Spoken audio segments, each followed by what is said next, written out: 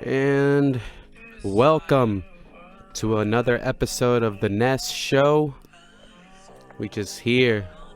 What a fucking crazy night. Crazy last night. And intro song by yours truly, Messiah, featuring Chase Banks.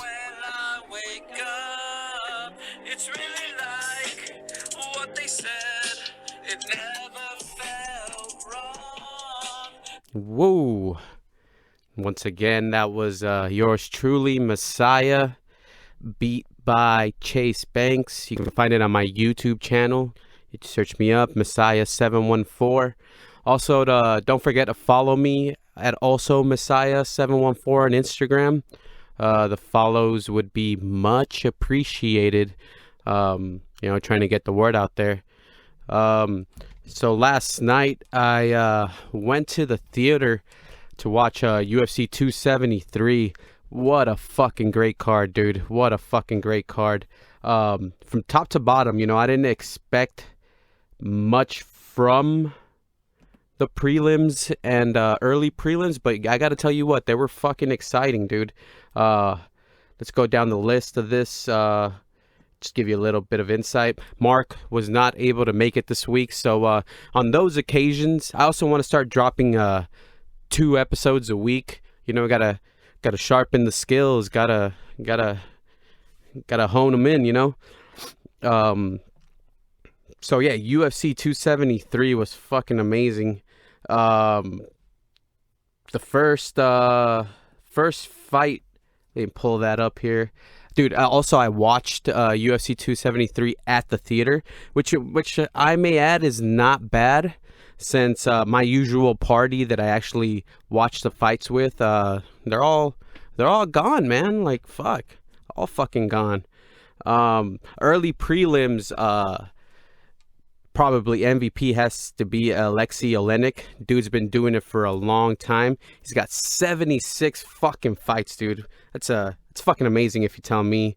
Heavyweight, he got a crazy submission win on Jared Vandera.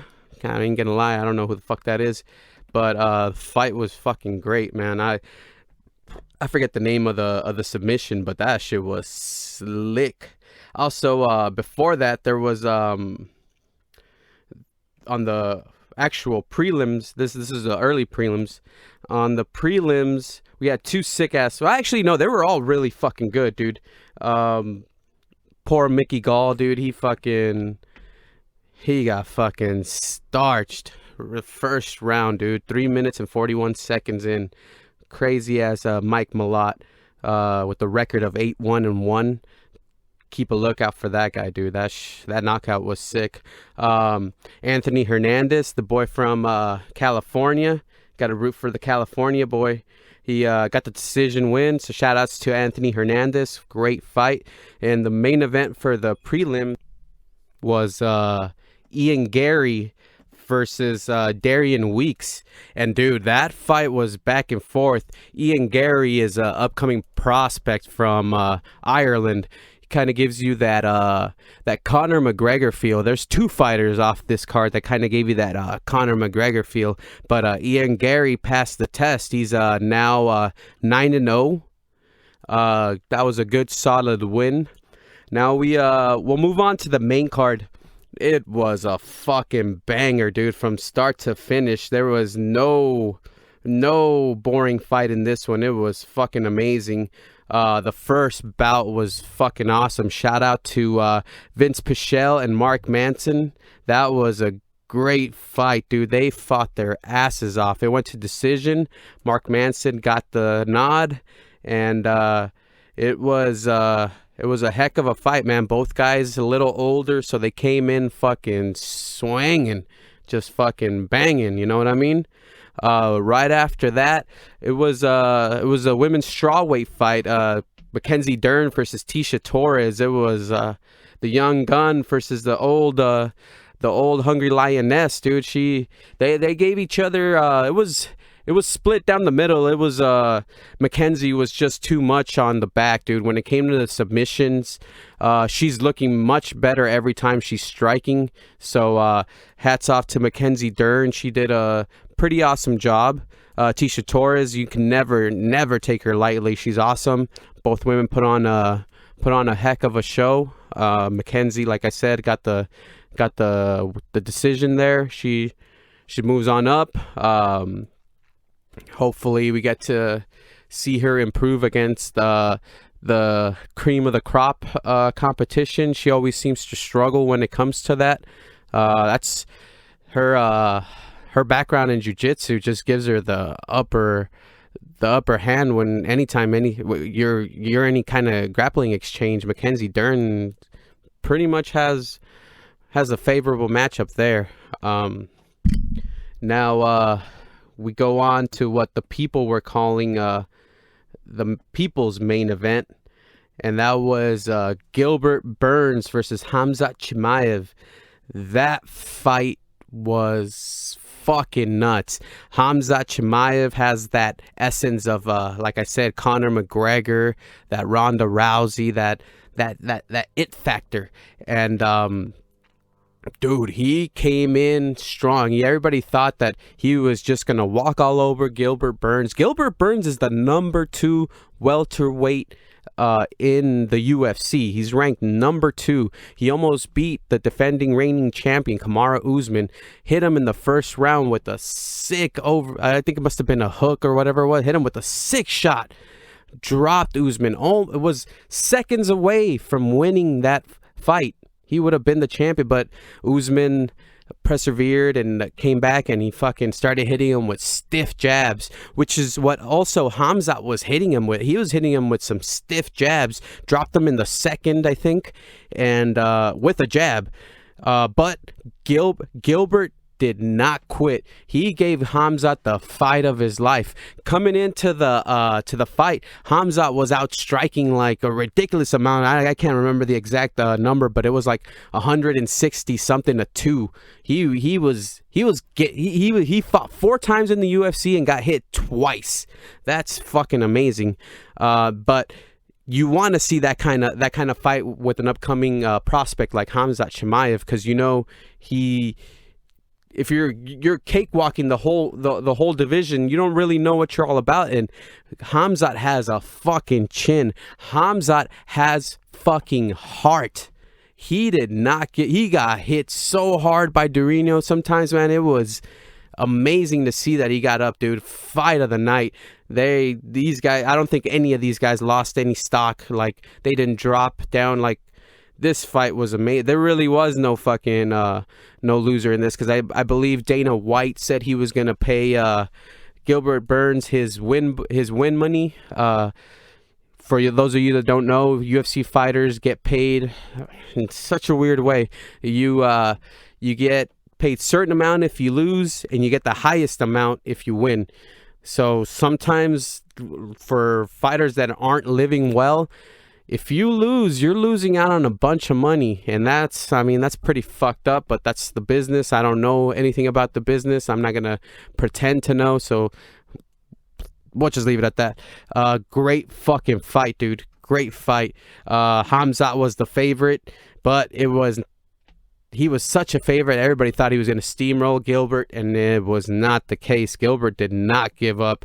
There was a time in the fight, maybe it was the 3rd round, where it looked like Gilbert was done. He was breathing heavy, telegraphing his punches, and then I don't know what the fuck happened when he from his corner to the next round, because he came in swinging, dude. Like, Khamzat thought he was just going to come and take that win with ease, and it was not. That was a heck of a fight. I believe he absorbed like 157 significant shots. It was ridiculous. So now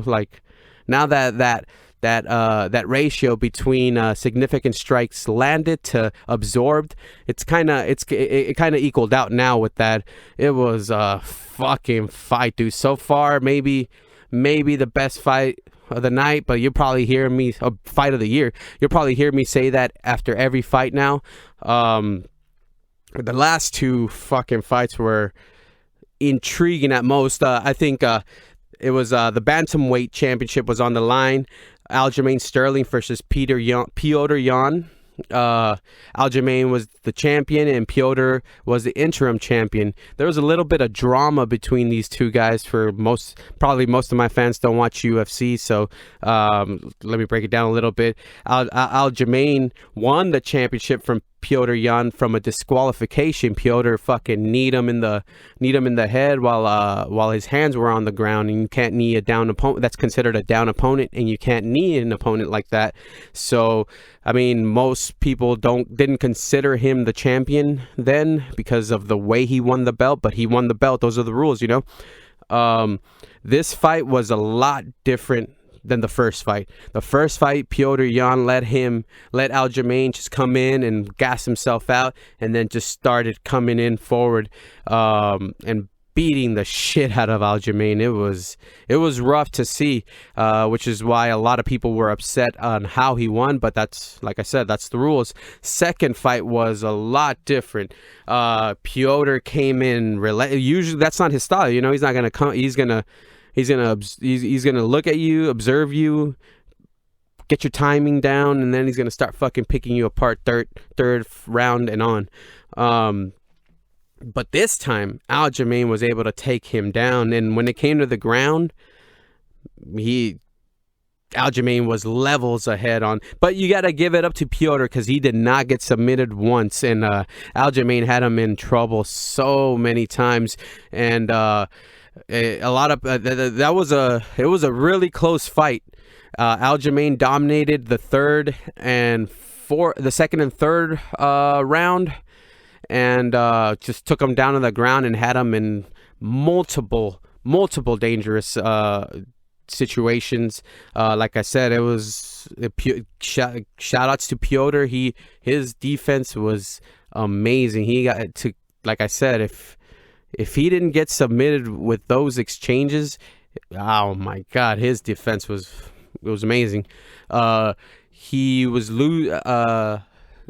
The official card was Aljamain was 1, 2, and 3, and Piotr was 4 and 5. A lot of people, I saw online tweeting, even Dana White believed that Piotr Jan won, but I think Aljamain won because round 2 should have been a 10-8. He got dominated on the ground, and he literally won by 1 point. So 10-8 rounds that's where they come and play. Piotr lost this one fair and square. Aljamain has all the bragging rights.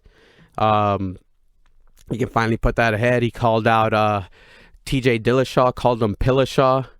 That shit was hilarious. As we all know, TJ Dillashaw was popped for EPO steroids, and that seems to be the next fight. That should be the next fight. Give Piotr Aljamain's boy, have them fight for the number 1 contender. It seems like that's the way to go. The main event, wow, dude, is Alexander Volkanovski the most underrated champion?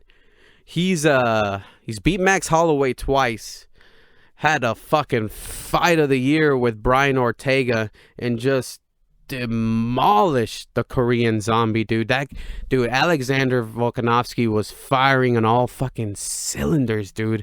It was incredible to see. And also, but if you're a Korean Zombie fan, yeah, it was a tough night for your boy, dude. It at some point, Herb Dean could have probably stopped it in the 3rd round. He was fucking out. One of the rounds, he was done, dude. And good for Herb for finally stopping it. But I mean, he took a few shots before he realized that was it. But that's the name of the game, dude. Alexander Volkanovski was talking about, I mean, they're gonna have to give him Max Holloway. Holloway has been putting away all these prospects as well. He also talked about moving up to 155, and whoo, All those matchups right there. Alexander Volkanovski's short in size, but he was a stocky boy. He used to play rugby. He was like at about 214, 215 pounds, dude. He was a short guy, but this guy carries power with him. The way he was hitting the Korean Zombie was fucking, oh my God, he got fucking hit, dude. He rocked him. He fucking rocked him hard.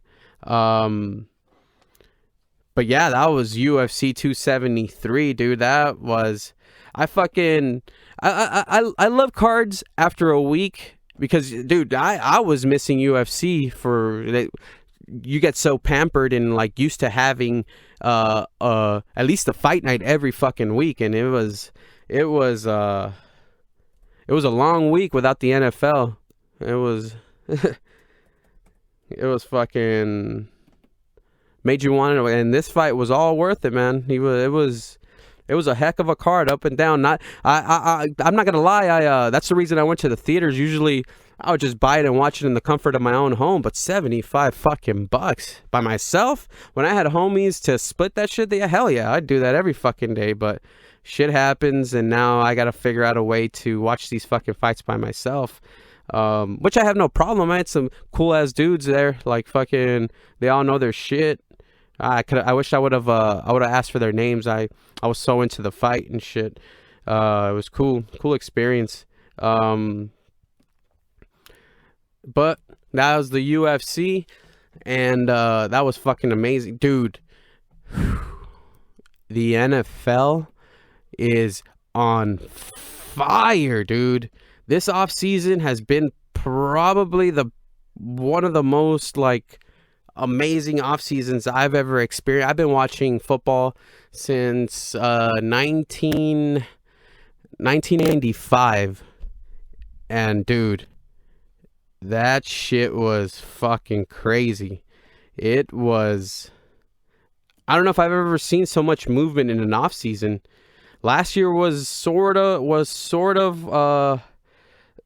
a blockbuster when Tom Brady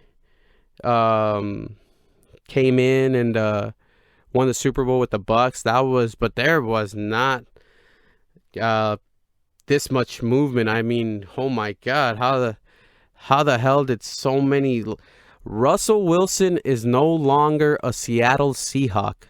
He moved on over to the Denver Broncos, and boy, did that dude, the Denver Broncos have the team. They're just missing the quarterback. They have a great defense, sick ass wide receiver core, and that Williams kid as a running back is he's a beast, dude. Fucking, and now you add Russell Wilson to the mix, and shit's about to pop, you know. And then so they're in the AFC West, and then comes along the fucking Chargers, dude. They get J.C. Jackson, great corner. Then they get Khalil Mack from the fucking Bears, dude. Him and Joey Bosa on, oh my God. That's going to be that's just dangerous. And they're in the AFC West as well. And then the Raiders had to make a move. The Raiders come up with Devontae fucking Adams, dude. Wow. He leaves Green Bay, comes over with his best friend Derek Carr, and everybody was fucking losing. It's like, oh shit. The AFC West is making fucking mountains move right now. They're the most stacked division in the NFL. Jesus Christ. They get Devontae Adams, and on defense, they go on and pick up Chandler Jones. Me personally, that's probably one of my favorite defensive players right now. Tom Brady's my boy. I'll always root for Tom. I started rooting for the Rams when they came over here to LA, and they finally won a Super Bowl last year. Woo! Matthew Stafford deserved it. But now it looks like the Super Bowl might be going to someone in the AFC West. That team is stacked. And now you get the Chiefs They pick up Juju Smith-Schuster. Not a bad pick. Good pick. But they lose Tyreek Hill. They move him over to the Miami Dolphins. That was a shocker, dude. Dolphins are looking pretty fucking dangerous, dude. They got a squad. A lot of people are not sold on Tua, but he's got a supporting cast with him that might take him pretty far. I wouldn't be surprised if they're deep in the playoffs next year. I'm a lefty, so I got a thing for left-handed quarterbacks. Tua, they say he's not made for the NFL. We'll see. He's got pieces now. So in the AFC West, you got quarterback. You got Patrick Mahomes with the Chiefs. You got Russell Wilson with the Broncos. You got Justin Herbert with the Chargers, and you got Derek Carr in the Raiders. That, my friends, is a recipe for great matchups all year fucking round. You're gonna see those. You're gonna see a mixture of those almost all year, dude. That's fucking amazing. AFC West probably won this offseason. It was fucking crazy. We got a few other notable signings and free agent moves. Von Miller went over from the Rams to Buffalo. He might be Buffalo. That game with Kansas City last year in the playoffs was off the hook. Von Miller made a lot of plays for the Rams. He might help the Bills just push over that hump. He's that kind of player. Christian Kirk was given. I mean, don't get me wrong. Fucking Christian Kirk, he's a great receiver, but he got paid. He got fucking paid, dude. He's over with the Jacksonville Jaguars now. He could be a good number one. Him and Trevor Lawrence could make a good connection.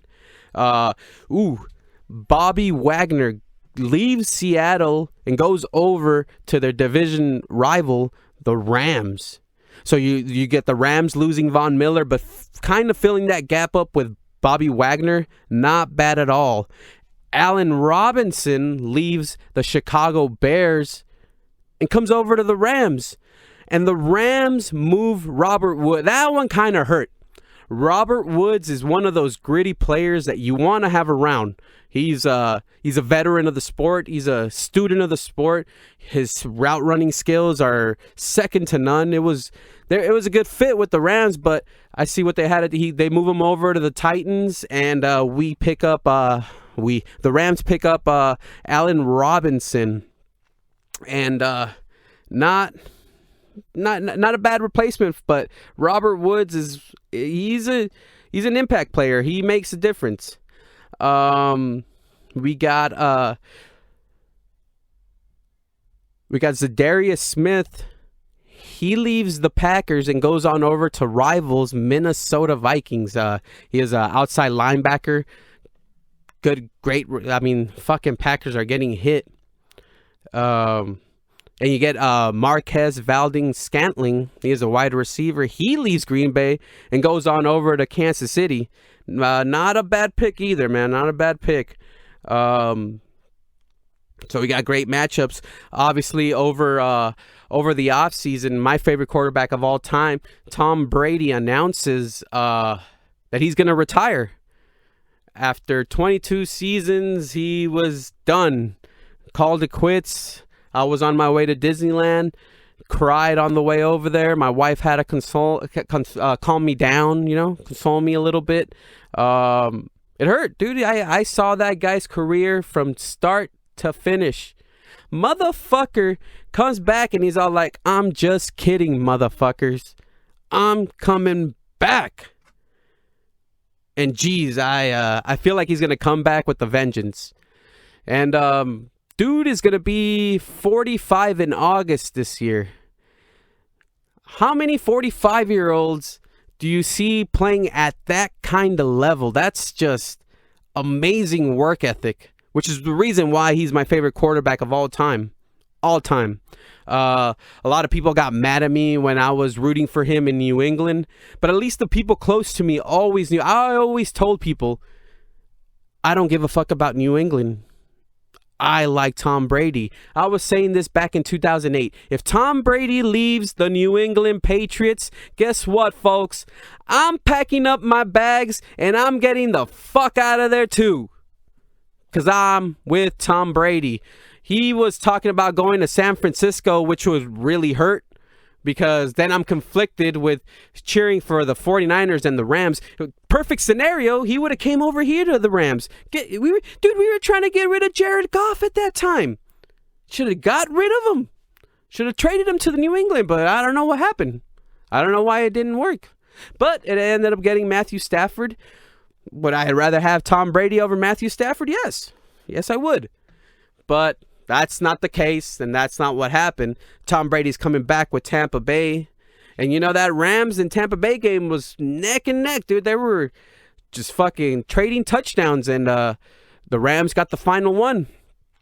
Got the final one, man. Nothing wrong with that. Brady lost to the Super Bowl champs.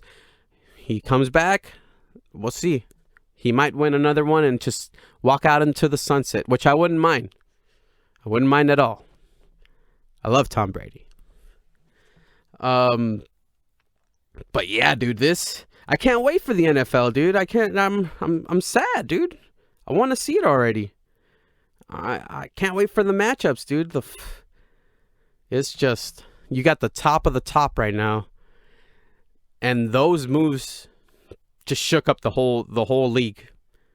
It's kind of hard to pick who's going to come out of what, and it's all up in the air. I mean, defending Super Bowl champs are the Rams, so everybody's gunning for them. But there are going to be some surprise teams out there. And for now, I think my surprise team is going to have to be Jacksonville Jaguars. They finished at like 2-16 or some shit like that. They had a pretty bad record. But it was with Trevor Lawrence. He is a rookie. He had Peyton Manning, one of the greatest quarterbacks of all time.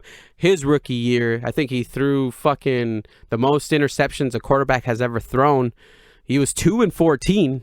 So, you know, you can't judge a quarterback with his rookie year. Not everybody starts off great. Most of the great quarterbacks aren't even first rounds. They're in the middle of the pack. Look at Tom Brady, was like almost the last fucking pick. 7 Super Bowl rings, 10 Super Bowl appearances. Fucking unbelievable. And yeah, that's pretty much that's the news for the NFL. What's some other crazy shit we got going on? We got Kanye fucking going crazy. The Kanye versus Pete scandal keeps going. I don't know how I feel, because I am a father myself, and if my girl was being shady, there's always two sides of the story, but according to Kanye, they don't let him do shit with them. I feel him.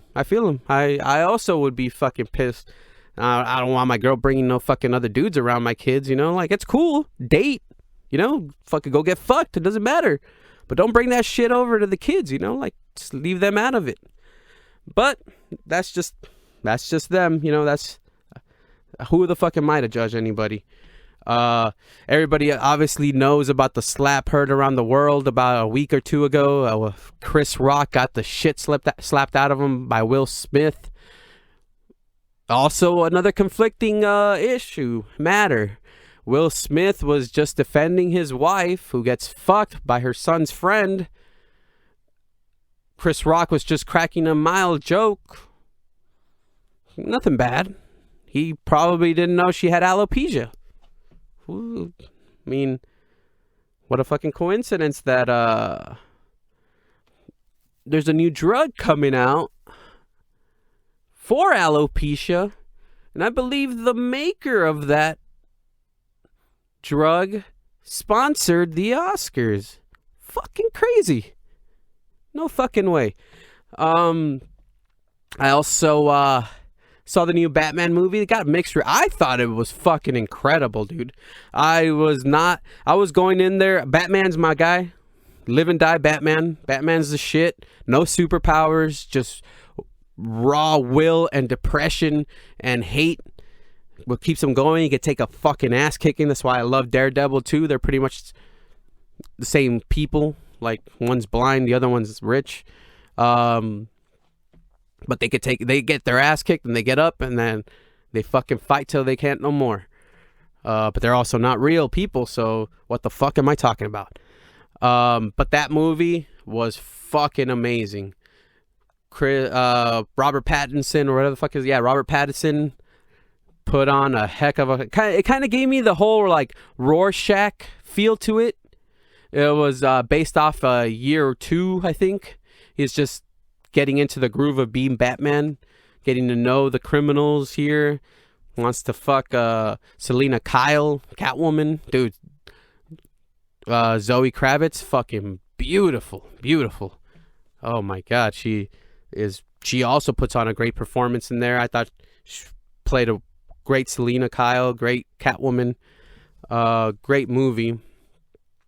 And we are also at the brink of World War III. It's fucking Ukraine versus Russia.